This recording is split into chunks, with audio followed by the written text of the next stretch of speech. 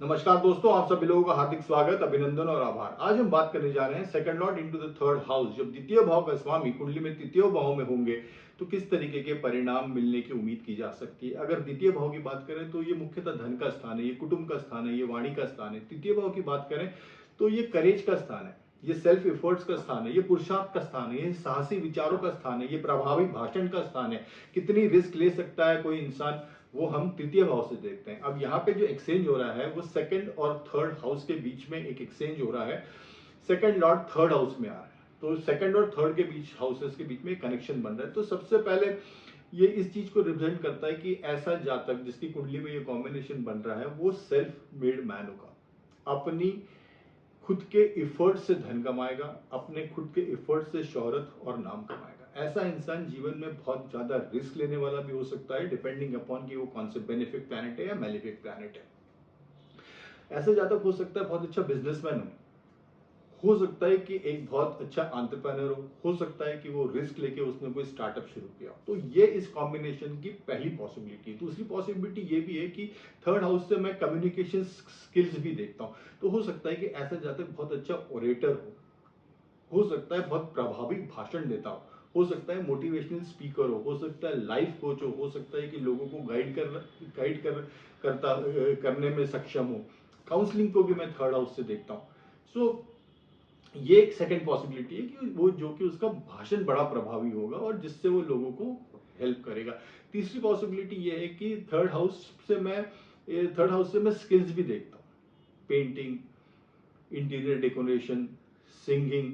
Singing मैं इसलिए बोल रहा हूँ क्योंकि सेकंड और थर्ड का कॉम्बिनेशन बन रहा है, तो सेकंड हाउस वाणी का है।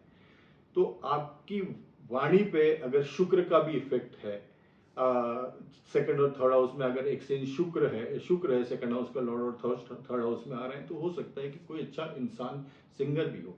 तो ये कॉम्बिनेशन ये भी शो करता है कि ऐसा कॉम्बिनेशन है जो जातक धन अपनी आर्टिस्टिक एबिलिटी से भी कमा सकता है। सो तीन कॉम्बिनेशन बन रहे हैं यहाँ पे धन कमाने के। एक तो वो हो सकता है कि बिजनेसमैन हो, दूसरा हो सकता है कि वो आर्टिस्ट हो, और तीसरा कॉम्बिनेशन जो बन रहा है हो सकता है कि वो मोटिवेशनल स्पीकर हो, प्रभावी भाषण देता हो, लाइफ कोचिंग करता हो। अगर और पॉसिबिलिटीज की बात की जाए second Lord into the third house, तो जो आपके यंगर सिबलिंग्स है वो बड़े सपोर्टिव होंगे आपको अपने आपके किसी भी वेंचर में। तो आपको आपके यंगर सिबलिंग्स का, यंगर भाई बहनों का, छोटे भाई बहनों का सपोर्ट आपको जीवन में हर समय मिलता रहेगा।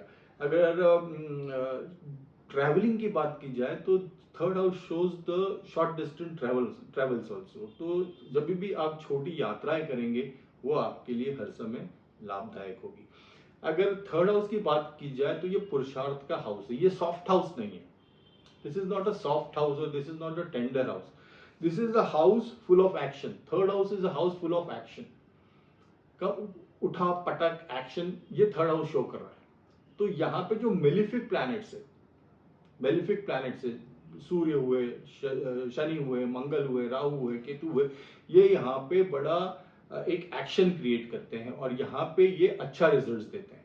सो पर्टिकुलरली अगर राहु है, केतु है, शनि है, मंगल है, तो ये यहाँ खास मंगल तो थर्ड हाउस के कारक भी हैं। तो यहाँ पे ये करेज देते हैं, ये यहाँ पे रिस्क टेकिंग एबिलिटीज देते हैं।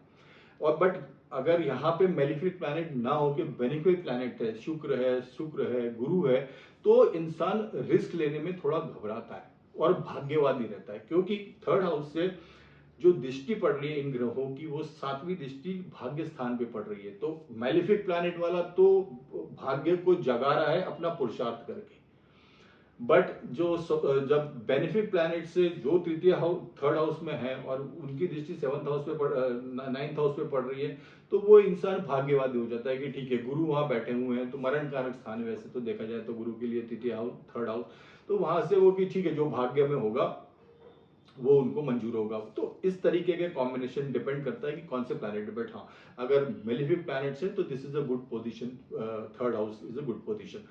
बेनिफिक प्लैनेट्स है तो यहाँ पे रिस्क टेकिंग एबिलिटी कम होगी। और अगर कॉम्बिनेशन की बात की जाए तो यहाँ का ये कॉम्बिनेशन का इंसान जॉब नहीं कर सकता है। जॉब करने में उसको हर समय कोई ना कोई प्रॉब्लम रहती है। जॉब ये देखा गया है second Lord into the third house और पर्टिकुलरली मेलिफिक प्लैनेट्स हो तो जॉब वो जॉब नहीं कर सकता, उसका वो टेम्परामेंट नहीं है जॉब करने का, जो पेशेंस लगता है जॉब करने में, या जो जॉब करने में किसी की सुनना पड़ती है, वो ट्रेड्स नहीं रहते हैं इंसान में, तो वो जल्दी जल्दी जॉब छोड़ता है और एक जॉब छोड़ेगा दूसरा पकड़ेगा। और देखा जाए तो ये लोग जॉब फॉर्मेट के लिए बने ही ना है, भले ही नहीं है। अगर हम एक लाइफ स्पैन की बात करें तो ये लाइफ स्पैन के हिसाब से ये जो हाउस है, थर्ड हाउस, ये एक अच्छा हाउस है। और अगर यहाँ पे सॉफ्ट प्लैनेट्स है तो इंसान की जो लाइफ होती है वो जनरली ज्यादा देखी गई है। तो ये सब कॉम्बिनेशन बन रहे हैं second Lord into the third house. अब डिपेंड करता है कि कौन सा ग्रह सेकंड हाउस का लॉर्ड है और वो जो कि थर्ड हाउस में आ रहा है। अगर मान लीजिए सूर्य है सेकंड हाउस का लॉर्ड और वो थर्ड हाउस में आ रहा है, तो जो ये शो करता है कि जो आपको आपकी लाइफ में जो रिसोर्सेज होंगे, वो आपके आपके जो आपके रिसोर्सेज होंगे वो आपको आपके फादर से मिलेंगे। चाहे हो सकता है कि उनका बिजनेस मिल जाए, हो सकता है उनसे फाइनेंशियल सपोर्ट मिल जाए, हो सकता है उनसे लीडरशिप क्वालिटीज मिल जाए, हो सकता है उनसे किसी तरीके का बहुत गाइडेंस हर समय मिलता रहे फादर से।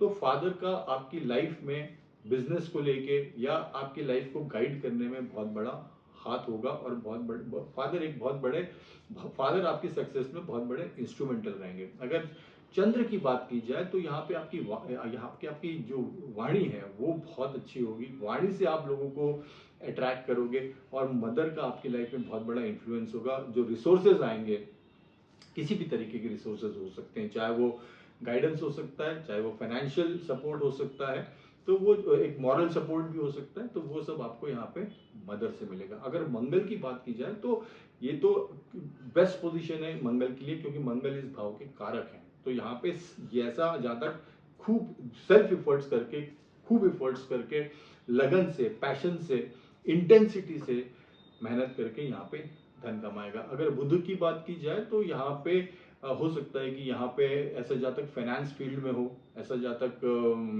राइटिंग में हो, या बुक लिखता हो, ऑथर हो रादर।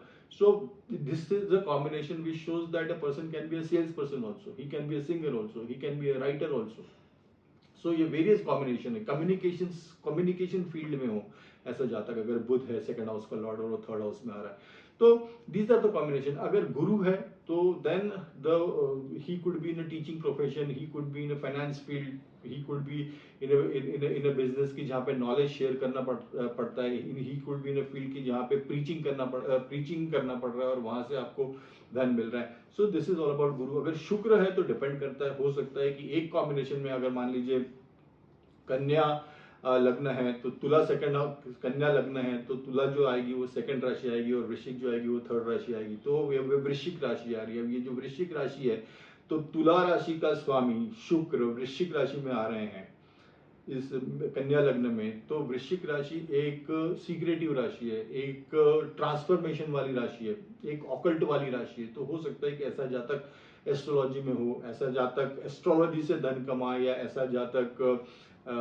ऑकल्ट साइंस से धन कमाए।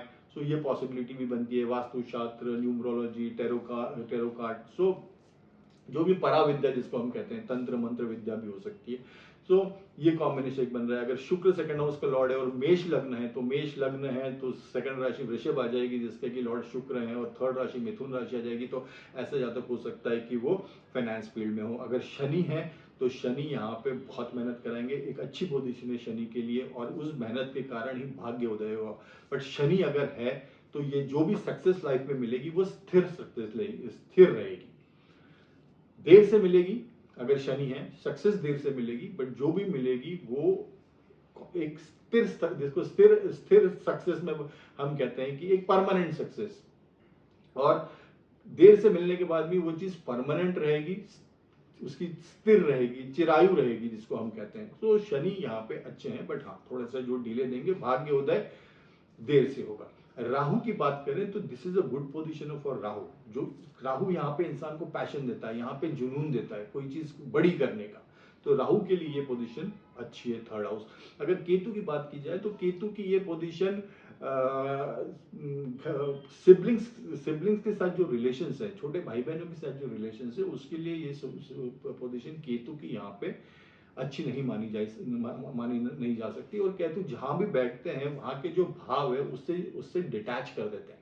तो यहाँ पे या तो वो बहुत ज्यादा पैशन देंगे इंसान को, या तो वो पैशन ही नहीं देंगे। मतलब वो क्योंकि केतु है, ये एक आध्यात्मिक प्लैनेट है, एक धार्मिक प्लैनेट है, तो वो कर्म से मुक्त कर देंगे कि कर्म ही नहीं करना है। एक थॉट प्रोसेस ये भी हो सकता है। और एक दूसरा थॉट प्रोसेस ये भी हो सकता है कि वो इंसान को इतना ज्यादा वर्कहोलिक बनाएंगे कि उसको काम के अलावा कुछ सोचेगा ही नहीं। बट हाँ, अगर रिलेशंस की बात की जाए तो छोटे भाई बहनों के साथ यहाँ पे रिलेशंस थोड़े प्रॉब्लमेटिक हो सकते हैं। तो दिस इज ऑल अबाउट जब सेकंड हाउस का लॉर्ड थर्ड हाउस में होगा। सो वी हैव सीन की जनरल प्रोबेबिलिटीज क्या क्या है, धन कौन कहाँ से कमाएगा, किस टाइप के प्लैनेट्स, बेनिफिक प्लैनेट्स यहाँ पे अच्छे हैं, कि बेनिफिक प्लैनेट किस तरीके का रिजल्ट्स देंगे। और हमने ये भी देखा कि ऐसा इंसान जॉब फॉर्मेट में ज्यादा कंफर्टेबल रहेगा या बिजनेस फॉर्मेट में ज्यादा कंफर्टेबल होगा। हमने ये भी देखा कि जो लाइफ स्पैन है वो इंसान का, यहाँ पे जब सेकंड हाउस का लॉर्ड थर्ड हाउस में आएगा तो that is good for the person if the planets are benefic. We have also seen कि जब डिफरेंट प्लैनेट्स सेकंड हाउस के लॉर्ड होकर थर्ड हाउस में आएंगे अलग अलग लग्नों के हिसाब से, तो वो किस तरीके के रिजल्ट देंगे। So this is all about second Lord into the third house. Thank you so much. Bye and take care.